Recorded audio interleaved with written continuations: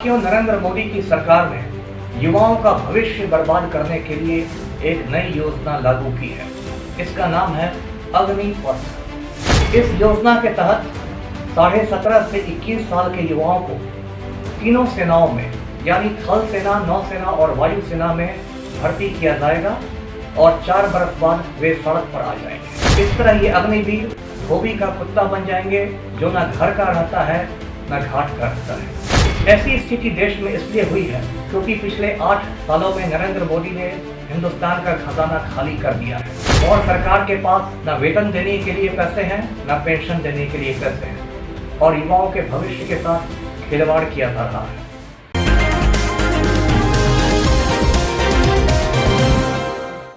साथियों नमस्कार, पटना बिहार से मैं अमिताभ कुमार दास, RPS 94 बैच। साथियों, नरेंद्र मोदी की सरकार ने युवाओं का भविष्य बर्बाद करने के लिए एक नई योजना लागू की है। इसका नाम है अग्निपथ। इस योजना के तहत 17.5 से 21 साल के युवाओं को तीनों सेनाओं में यानी थल सेना, नौसेना और वायु सेना में भर्ती किया जाएगा और 4 बरस बाद वे सड़क पर आ जाएंगे। इन अग्निवीरों को एक पैसा पेंशन नहीं मिलेगा और न ही पूर्व सैनिकों को मिलने वाली कोई सुविधा मिलेगी। इस तरह ये अग्निवीर धोबी का कुत्ता बन जाएंगे, जो न घर का रहता है न घाट का रहता है। फिर इन अग्निवीरों को दाल रोटी के लिए बड़े बड़े पूंजीपतियों के कारखानों में चौकीदारी करनी पड़ेगी।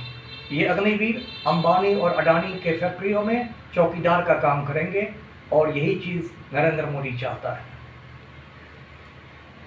ऐसी स्थिति देश में इसलिए हुई है क्योंकि पिछले 8 सालों में नरेंद्र मोदी ने हिंदुस्तान का खजाना खाली कर दिया है और सरकार के पास न वेतन देने के लिए पैसे हैं, न पेंशन देने के लिए पैसे हैं और युवाओं के भविष्य के साथ खिलवाड़ किया जा रहा है।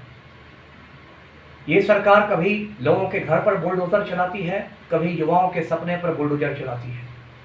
आपको याद होगा, हाल में रेलवे की जो ग्रुप डी की परीक्षा हुई थी, RRB NTPC की परीक्षा, उसमें भी बड़े पैमाने पर धांधली हुई थी। तो साथियों, अग्निपथ योजना का पूरे बिहार में पुरजोर विरोध होना चाहिए। हजारों युवाओं को सड़कों पर निकलना चाहिए। बस यही ध्यान रखिए कि ये विरोध शांतिपूर्ण हो, पीसफुल हो, क्योंकि जनतंत्र में हिंसा के लिए कोई जगह नहीं है। हमें हिंदुस्तान के बहादुर किसानों से प्रेरणा लेनी चाहिए। हिंदुस्तान के बहादुर किसानों ने शांतिपूर्ण आंदोलन करके नरेंद्र मोदी की सरकार को घुटने टेकने पर मजबूर कर दिया और तीनों कृषि कानून सरकार को वापस लेने पड़े। तो इसलिए अग्निपथ योजना के खिलाफ भी आंदोलन तब तक जारी रहना चाहिए जब तक सरकार इस योजना को रद्द करने पर मजबूर नहीं हो जाए। धन्यवाद। जय हिंद।